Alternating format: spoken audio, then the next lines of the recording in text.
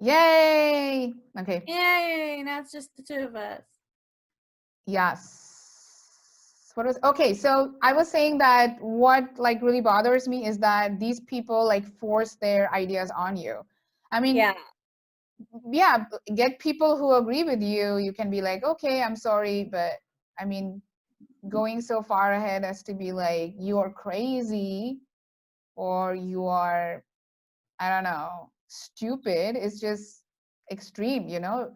And I was young. I was not even 25. Like, I was very, very young. I think I was 20 or 21 years old. So, yeah, it was a horrible thing to say. And I was also part of a beauty pageant.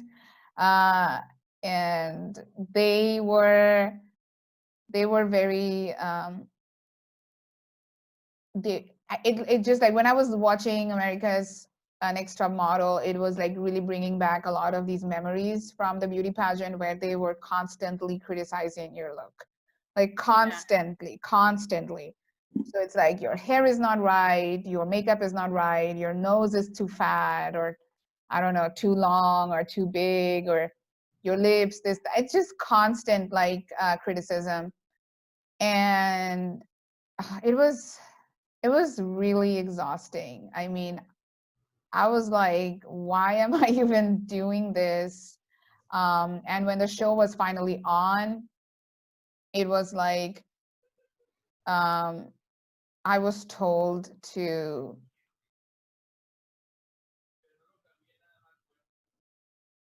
I remember like I don't know, I can't remember if he was part of the show somehow. He was part of the crew. I don't know if he was one of the producers or something, but they were like, so I did really good. I did really well in the question and answer round, of course. And they were like, um, "Oh, that was really good. If only you were taller," they said. And I was like, "Well, that thanks for the compliment." So this like passive aggression was like always there. Like you did well in something, and people would still like find a fault in you. Um, Also, the winners were already decided, Yeah. and the winners of that pageant were all related to someone in the organizing team. So everything that you know is fake, basically. Everything that you know is fake. Anything that they sell you in the name of reality TV is not real. Yeah.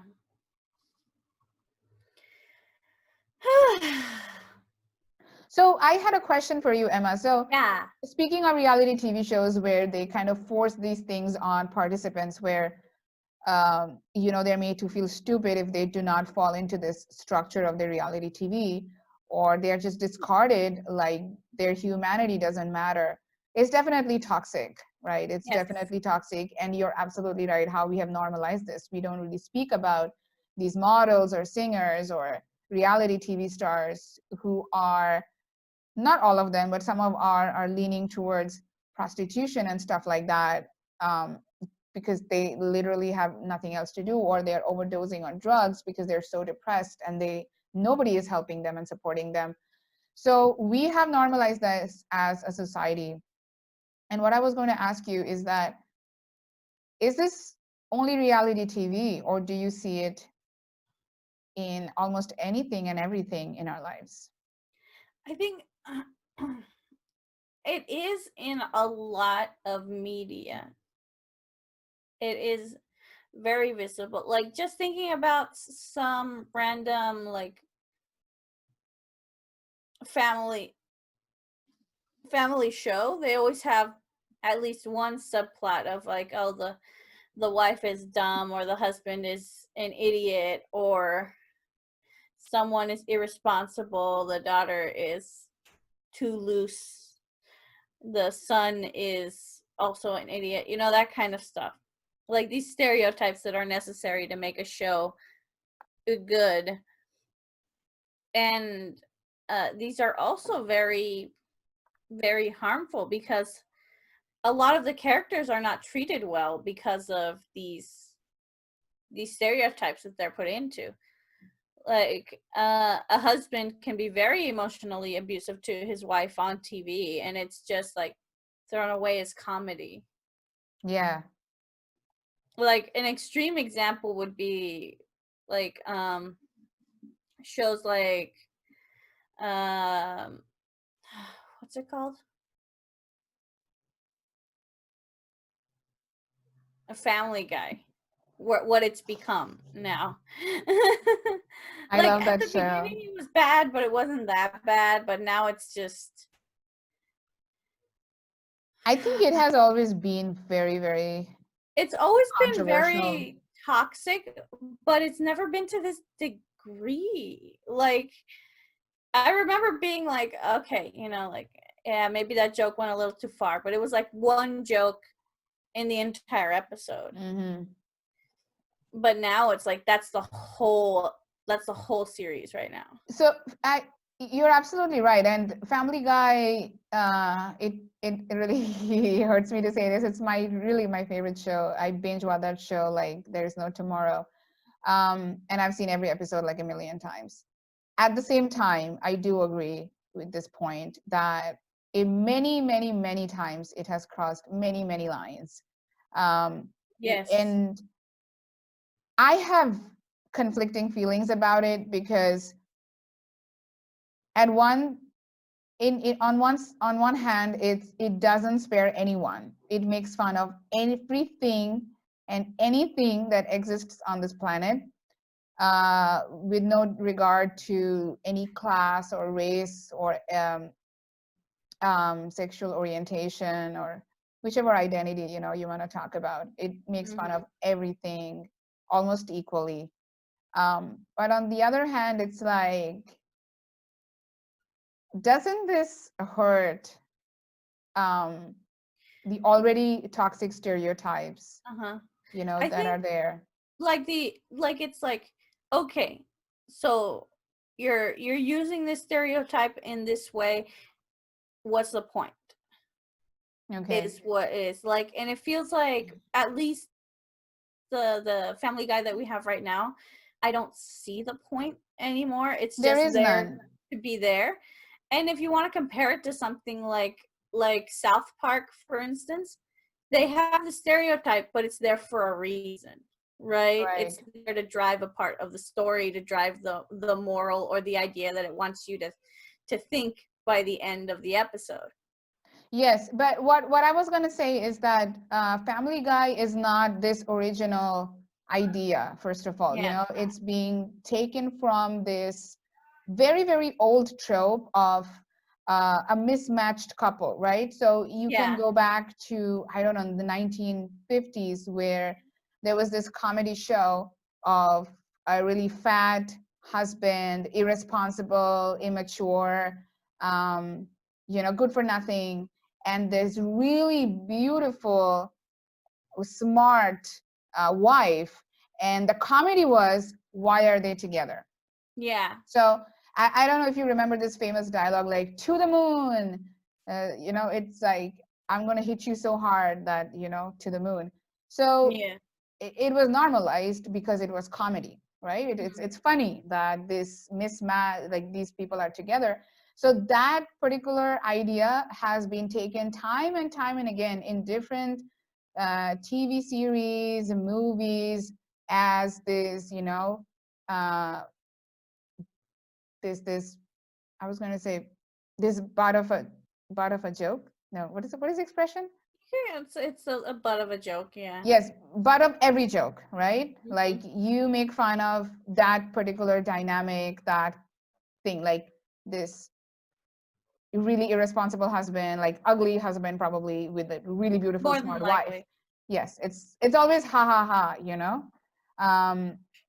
And what I want to ask you is that, why does this trope still exist, and why are we still laughing at it, or are we not? Maybe it's a minority. What's happening to this trope right now, you That's think? a good question. I think we can really agree that it's not the minority that are finding it still funny, obviously, or else these shows wouldn't be on the air anymore.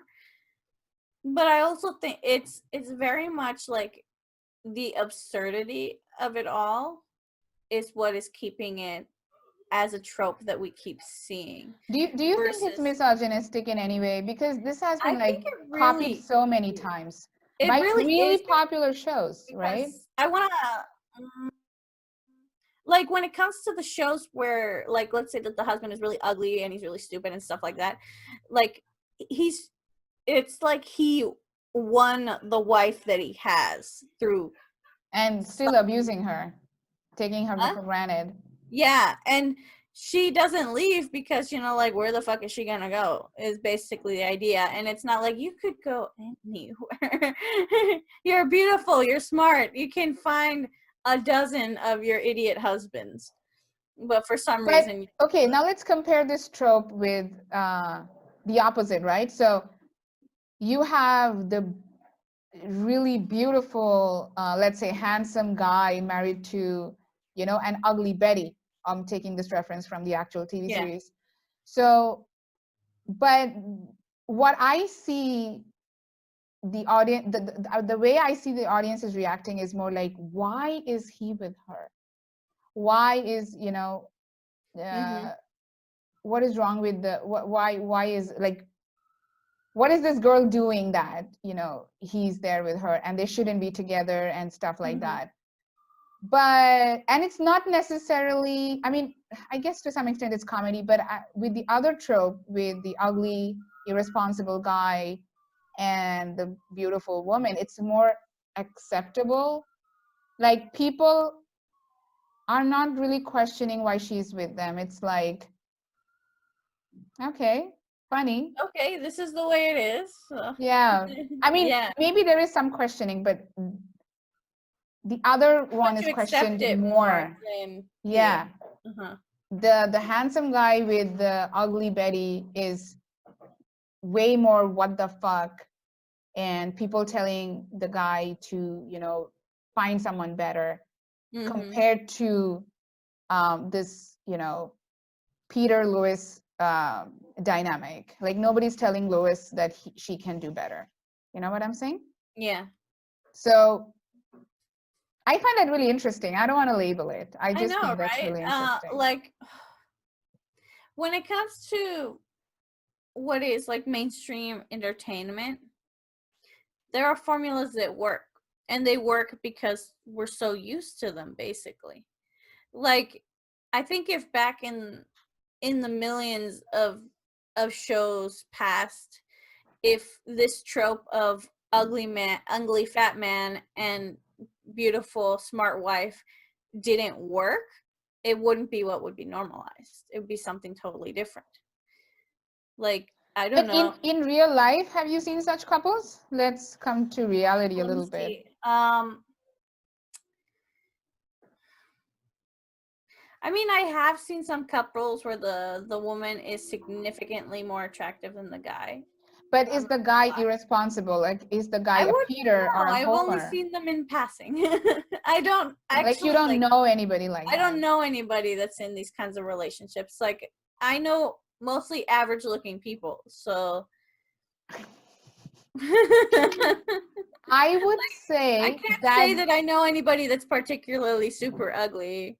But yeah, maybe you know, some few exactly. people, like, it's No, I've seen relatively less attractive people married or in a relationship with somebody much more attractive than them. But then they have, it's not just about looks, you know, maybe that yeah, they partner, have good chemistry. Like, they get along. yeah, they have really good chemistry. The less attractive person is very smart, very maybe compassionate.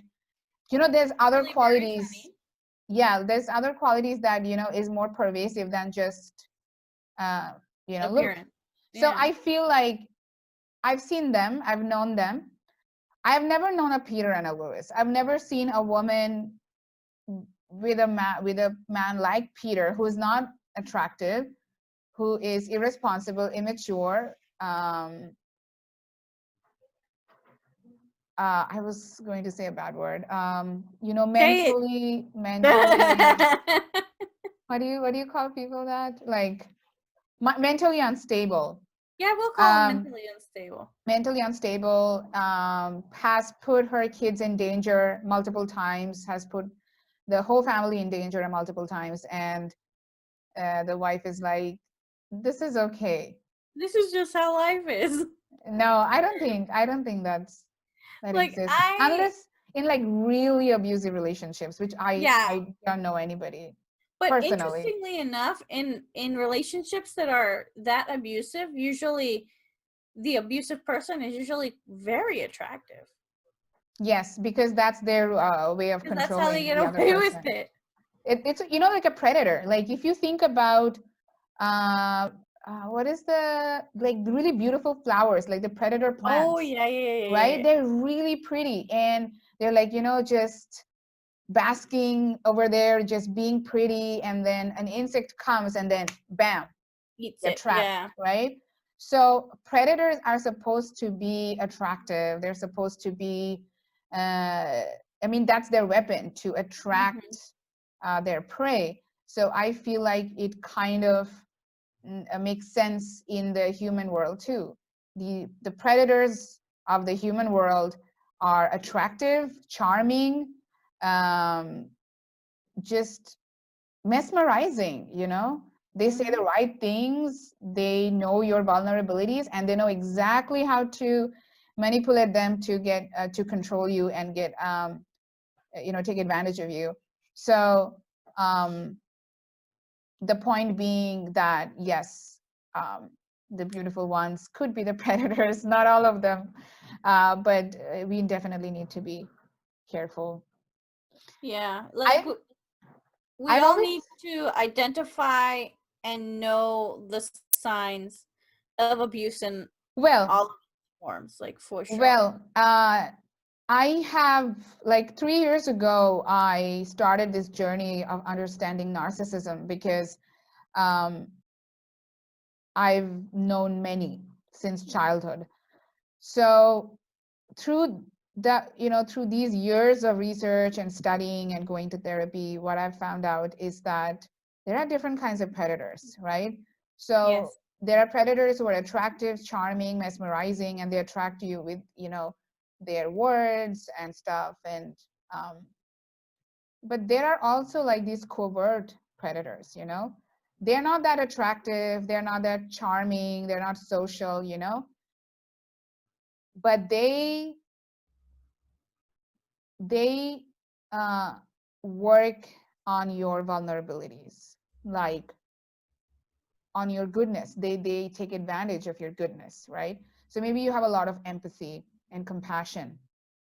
They're going to use that to control you, to gaslight you, and make you stay in the relationship and to never leave, because they will, in various ways, they will play the victim, make you feel like you are the perpetrator, when in reality they are the ones who are wolf in sheep's clothing. So I wouldn't say that predators only that their only weapon is attraction and magnetic personality. It's also the absolute opposite. So I would say that be very careful of people who make themselves a lot make themselves seem like the victim of their situation. Like they could have achieved so much in life only if this happened, you Yeah. know? Um, or so this is like one kind of predator. They kind of like reel you in with sympathy and empathy, and then you're caught, because you're a good person, you're trying to be nice and you're trying to be there for the person, but then you're caught. They manipulate your emotions, they see your vulnerability, and yeah, before you know it, you're in a relationship with a predator, right? And then we have these other predators who are superficial, they're pretty and they speak well, um, and you're just mesmerized and you're caught. Hmm. So there are many ways. There are many predators. We have to be very careful of them. We are actually going to. We've actually already put, some very good links where you can learn about gaslighting, uh, narcissism, and how to spot emotional abuse in relationships. So definitely check them out if any of the things that we've talked about today rings a bell. Yeah. Yes. Like, I feel like I can't remember very well because I have very bad memory. Me too. And like, I feel like I was in a relationship with someone who was gaslighting me for a very long time. Like, I can't remember everything that happened. I remember what it felt like. Mm-hmm. And it wasn't until I got the confidence as, you know, an older person to be like, okay, you know what? I'm tired of whatever this is, you know? And like, it was a lot of, he was the victim in a lot of things. Not necessarily everything had to do with me, but he was always the victim of something. Yes.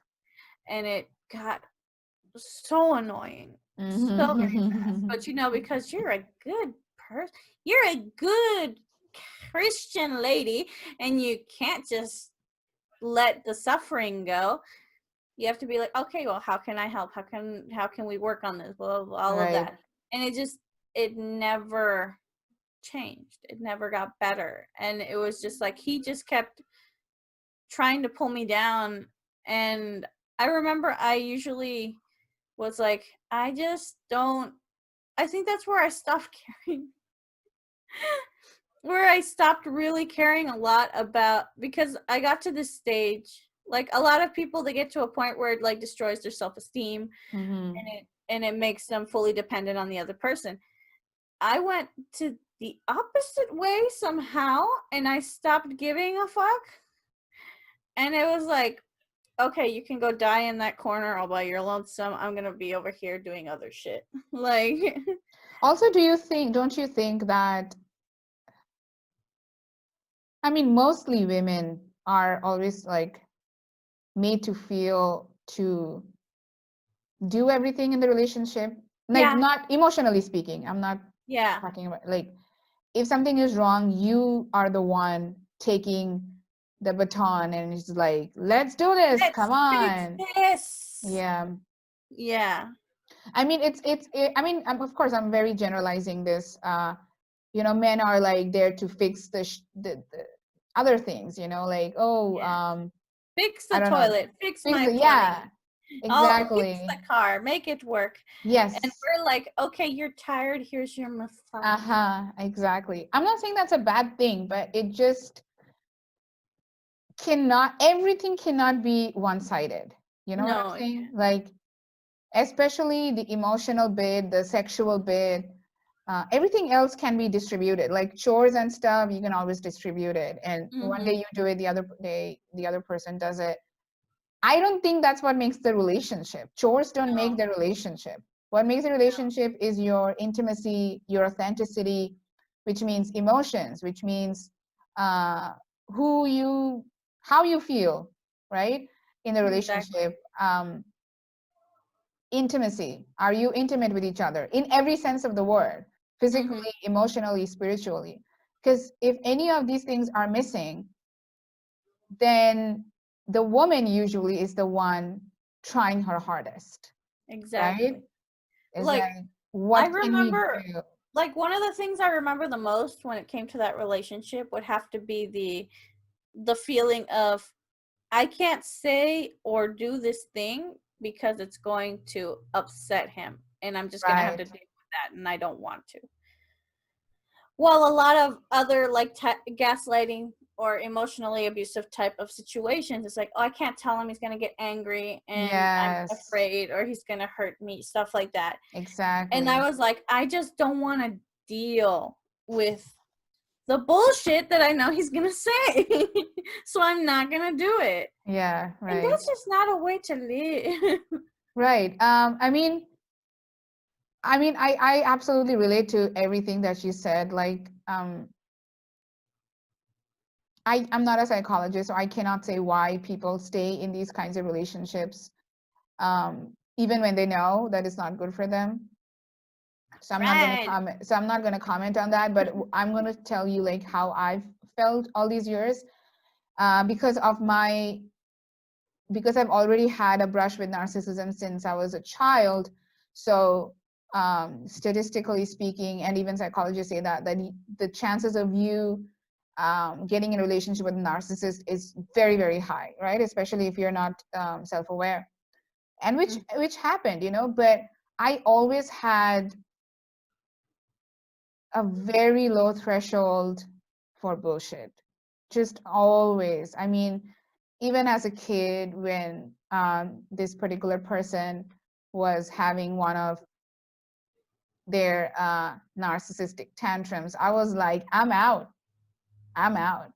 And even when I grew up and I dated a couple of narcissists, I was just, I was out, Like, I did put myself through a lot thinking they would change, but eventually I was like, nah.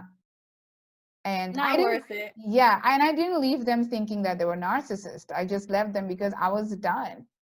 I was like, yeah, I don't even care anymore if they're going to change or Hmm. not. It's just done. And I would say that a lot of my grooming was done by TV.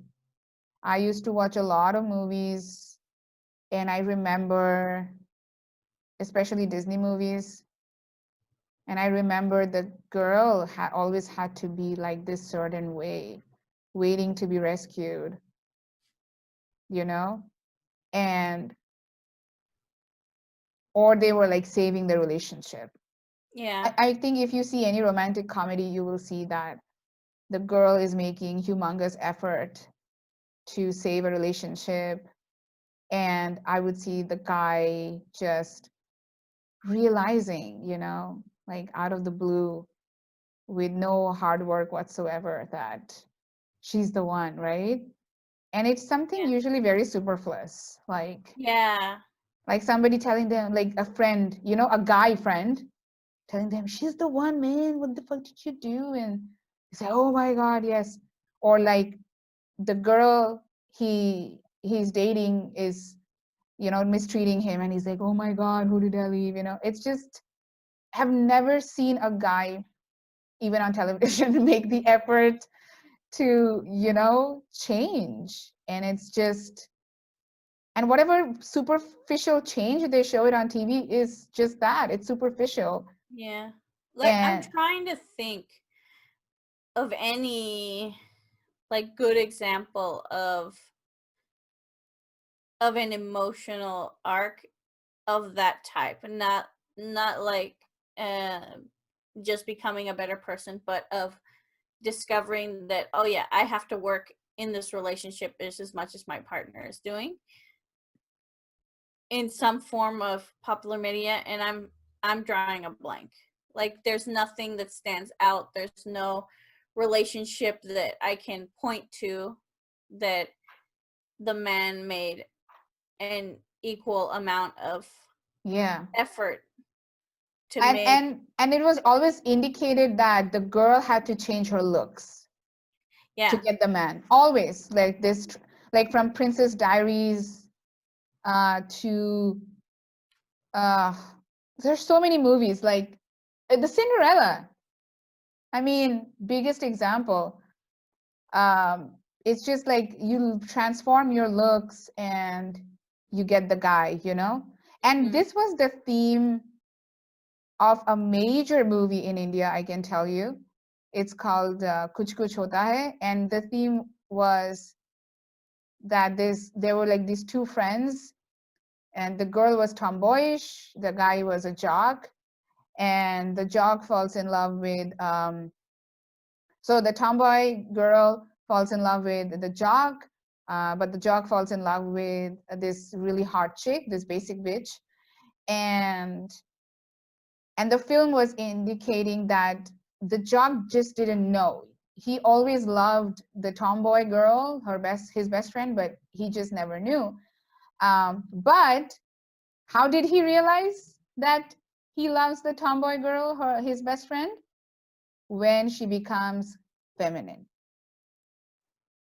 When she becomes feminine, he takes a look at her and is like, oh my God, I'm in love. And I was like, crock shit, you know? And this is the theme again and again and again in so many Indian movies.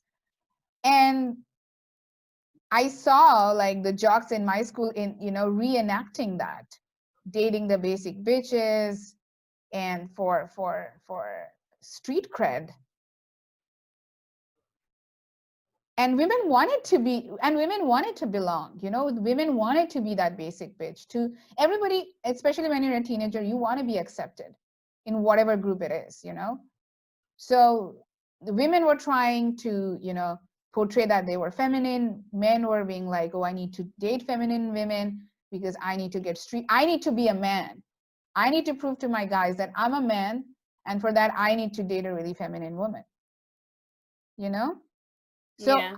and everybody was falling into I mean, we were teenagers. Teenagers are stupid. So Yeah. we were all doing that. But in so many ways, we are living those TV series and movies. We are still in our subconscious feeling, waiting for our Prince Charming, right? Yep. Waiting to be rescued, treating ourselves as damsels in distress, and this constant nagging from others, from society, uh, to a woman, like, when are you getting married? Why are you single? When are you having kids? Like, as if the woman doesn't matter without these things. Like, the woman is not a human being. A woman is a woman, Like, we get Yeah. so involved and obsessed with these gender roles that we forget that, wait, this person is a person first, and Mm-hmm. then a woman, and then whatever labels you want to give. Here, so I just feel like in so many ways we are still trapped in that trope. Like, we are talking about tropes in media, but in so many ways I have lived it, or we see others live it, you know. Yeah. I So feel you. I feel you. the meeting is going to end in 5 minutes. I'm getting tired of this shit. I know. It's so annoying. But okay, so to bring everything like to a quick close, I guess, since Zoom is making us, I think that probably a good thing to take away from our entire conversation is that even though we feel like things have changed, because I do think that there have been dynamic shifts when it comes to the everyday person, not necessarily in media, because media has made very subtle changes, but in the everyday person, the ideas are starting to fall away of the kind of person you should be looking for, of the kind of person you have to be. These things are changing, and popular media is not catching up as fast as I think it should. And that's because there's still a decent amount of people alive who still believe in the way that it was. Yeah, especially if we So, grew up like that. yeah. We grew up with that particular pop culture where women need to be rescued by men. Men had to be this manly man or whatever, like whatever labels uh, we were we saw. It doesn't have to be told, it doesn't have to be, okay, you're a woman, you need to do this, you're a man, it doesn't have to be told like that, but Yeah, it's it's taught. So yeah. when we see those roles being celebrated, we as children want to do that so that we are also celebrated. We Mhm. all want acceptance, we all want to be loved, Exactly. and so we normally absorb that, and try to enact it in our real lives. I mean, not saying that artists cannot do whatever they want, but at the same time, your audience should be adults. If you are doing stuff like that, they cannot be kids or teenagers. But as much as I remember, Cinderella and every other Disney movie were for children, Yes. and everybody can watch romantic comedies, especially teenagers. Mm-hmm. So we have to be careful. We need We to do. know. Yeah. We have to be very careful about what we're allowing to become normal.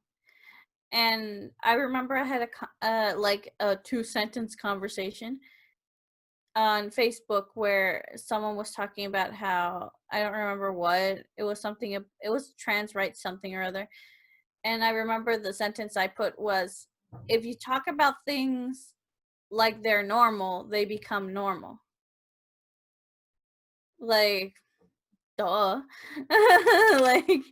like just, if everybody starts calling this a this color is now tangerine, it's not orange, and everybody accepted that this is tangerine, Yeah. it's going to be tangerine. Yeah, that's how we form reality too. We form reality with language and consensus, actually. We've all agreed that money is real. We've all agreed that this is how we call a cat a cat. This is a face. We all agreed. If people We all agreed. it So we all wouldn't be just real. have to agree on other things. Exactly. We need Like, to soon we're agree going to be that, the majority, and we have to remember that. right. We need to agree that rape is not a joke. Racism is not okay. That Misogyny is molestation not is okay. not a way to get people to do what you want them to do. Yes. You know, climbing the ladder, no matter what, by extorting other people is not okay. So this is something that we need to say this is real. And as hopefully a consensus. soon, more extreme things. Like, just because you're rich doesn't mean you can get away with it. Eventually that will be normal, and the world It will is be normal. It is normal. It's getting there. It's getting there. We have to denormalize it. Yeah, like, we have to denormalize that idea that just because you have a lot of money, that the justice system means nothing. Yeah. But that means that we need people that have those ideals to go to the schools and get the jobs so that they can change the laws. Yeah. And that's sure. the long game that we have to play. It's that, like, how, I mean, as long as we are having the discussion, we'll find the solutions. We just need to talk about them with our friends and family. Like I said, you have to say it. So we've already, I think, made our conclusion. But just, I would say, stars wise, new beginnings, lots of endings are coming in June, 3 eclipses in one lunar month, happening after almost a decade. So keep an eye out on things that you definitely need to change. What are those weeds in your life that you need to uproot? And if they're happening, let them happen. It's all a part of, our preparation into entering this new age that will happen soon in a couple of years. How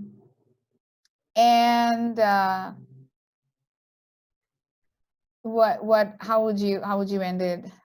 Like, your tarot I think wise. that I would end it with, the idea for this week is, this is a time for healing with many things, financially, emotionally. A lot of us are going to start getting better, physically. So we have to work towards that healing. Healing doesn't just happen. You don't get a cut and then all of a sudden it's better. No, you got to put a bandage on it. You have to put the ointments on it if you are prone to infection, like many of us are. So you have to take care of what is healing right now. Absolutely. So a lot of self-care is going to be needed, and we need to pay attention and look through the lies that are being fed to us right now. Absolutely. As the dragonfly has stated, we have because we already know, like, lies are coming out, and Mm-hmm. we have to accept that they are lies and see the truth for what it is, and make movements towards making that truth the norm of what we're living in. Absolutely. And from the topic of the day, we talked about, these toxicity in pop culture through gaslighting and emotional abuse. It happens to all of us, whether that's through media, through personal relationships. And just to put out there that there's always people who love you and support you. And if you are in any of these, or if you're trapped in any of these relationships, whether at work or personally, there are people who love you and support you. You just have to reach out, and you'll be surprised. You'll be Yes. surprised at how much support you'll get. I can guarantee that. You're a Yes. good person. Yes, exactly. You're a good person, and we love you. Yes. And also, something to remember through all of our discussions is support the normalization of good ideals. You know, just because it's funny, if it goes too far and it does it too much, maybe you shouldn't support it because it's normalizing the wrong thing. Mm-hmm. If there's a TV show out there where the couple get along because, they're a good couple, perhaps they like each other, maybe, they take care of their children first, and then their animals, and then themselves. Like let's normalize these kind of shows. Yes, 100%. So if you know some of those, drop me a line. I want to see them. Yeah, definitely. We would like to see all of your comments. We can make the comment section all about suggestion of these shows that celebrate good relationships, healthy relationships, whether that's a work relationship or personal relationship or a romantic relationship. Let's see more of those, and let's encourage others to see them too and learn from them. So I want all of you to just suggest give each us other. all of the suggestions. We want Definitely many recommendations. Yes. So what do we say at the end?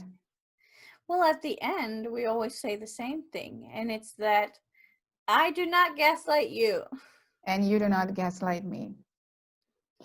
And we'll see our viewers. We'll hear from our listeners next time. Bye. Bye. It's your turn, Cherna.